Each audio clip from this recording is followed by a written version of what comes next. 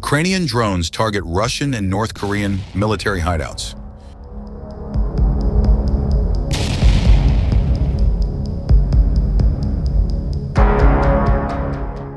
Ukrainian forces press forward in their efforts to secure Makhnovka, capitalizing on disarray among Russians and North Koreans with precise drone strikes and coordinated armored assaults. As the intense clashes continue, North Korean losses in manpower have skyrocketed to over 4,000 soldiers in just under a month, causing even the most well-disciplined North Koreans to start losing hope and lay down their arms.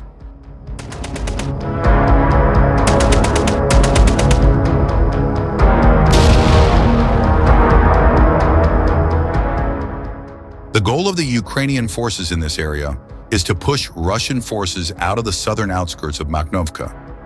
By securing the entirety of Makhnovka, the Ukrainians will prevent any further joint Russian and North Korean counteroffensive efforts, since they would effectively push them back over the river. Ukrainians are attempting to take advantage of the continued disarray among Russian troops due to the Ukrainians' previous missile strike on Russian command posts.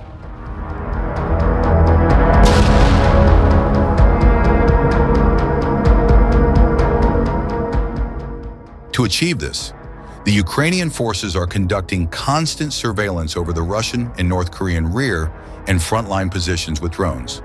Subsequently, this allows them to detect and target Russian positions using FPV kamikaze drones. Ukrainians then deploy armored vehicles with squads of infantry to dismount and assault the Russian positions.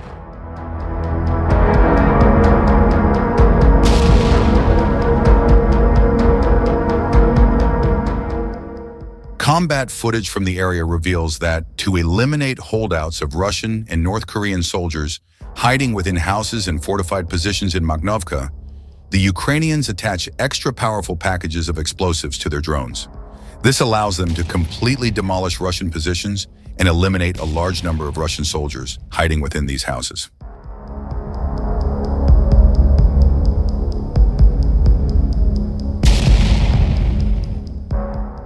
On the other hand, Ukrainian forces brutally crushed a Russian assault in the Donetsk region, inflicting massive casualties on Vladimir Putin's army. Russian forces have steadily been gaining ground in Ukraine's eastern regions, capturing 1,609 square miles of territory over the past year. However, the gains have come at a horrific cost in human lives, as unscrupulous Russian commanders hurl their soldiers into kamikaze meat assaults.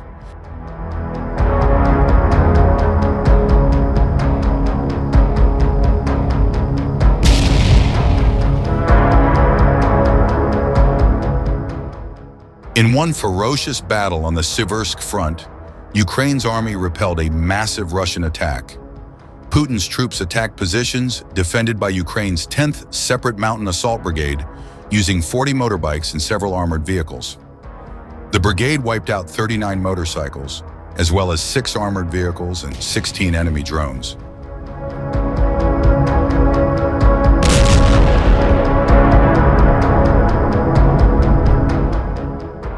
At the same time, 52 Russians were killed, while another 12 were injured and 1 was taken prisoner.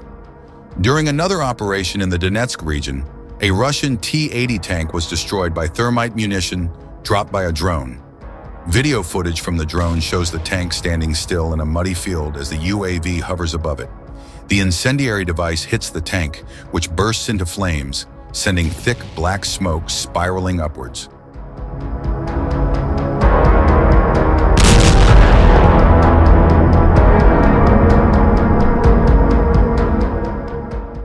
Ukraine has destroyed over 700 of the T-80s, which have earned the nickname steel coffins. The tank has underperformed, with key drawbacks including a gas turbine engine with high fuel consumption, excessive maintenance requirements, and poor survivability against modern weapons. In a further blow to Putin's army, Ukrainian forces in Kursk captured 27 Russian soldiers after a fierce battle. Putin's army has been trying to expel Kiev's forces from its western province, ever since Ukraine seized parts of the territory in a lightning raid at the beginning of August last year. Despite amassing some 60,000 troops that include around 12,000 North Koreans, Russia has been repeatedly frustrated in its counteroffensive due to dogged Ukrainian resistance. It comes as Ukraine's army claimed to have killed or injured 1,600 Russians on Monday, bringing the overall casualty total to 822,030.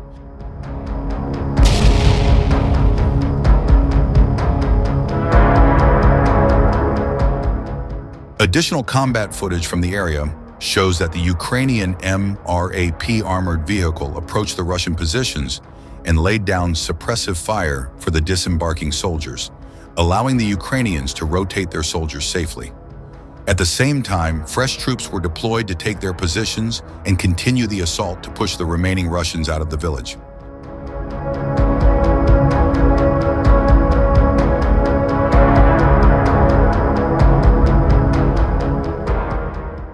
Out of desperation to find better cover and save their lives, the North Korean soldiers decided to use Russian civilians in Makhnovka as human shields. Footage recorded by a Ukrainian drone shows how a North Korean soldier kicked out two elderly women from a house to use them as human shields to prevent a drone strike. The desperation of North Korean soldiers to increase their chances of survival at all costs is a reflection of their losses, as President Volodymyr Zelensky confirmed that up to 4,000 out of the initial 12,000 North Koreans have already been killed and wounded since they were deployed to the front.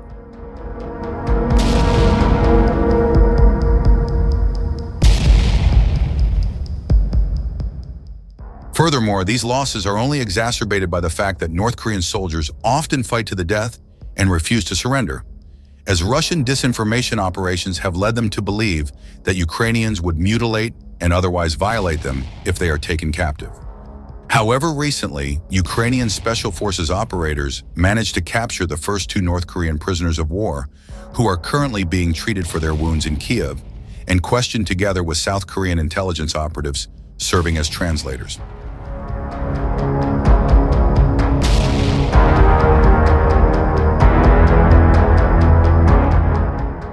Overall, the Russian and North Korean forces in Makhnovka are still disorganized as a result of previous Ukrainian HIMARS strikes in Kursk, which allowed the Ukrainians to expand their counterattack efforts and eliminate their last remaining holdouts in the village. This resulted in the Ukrainians successfully securing the southern flank of Sudzha and stabilizing their defenses and logistics routes.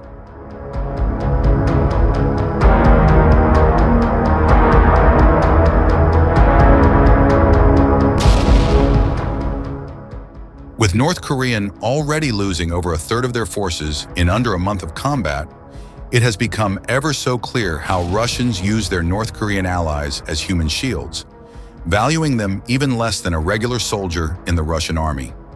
Lastly, intel gained from the newly captured North Korean soldiers will likely reveal more opportunities for Ukraine to strike Russian and North Korean command posts and forces concentrations, as well as give further insights into North Korean operations.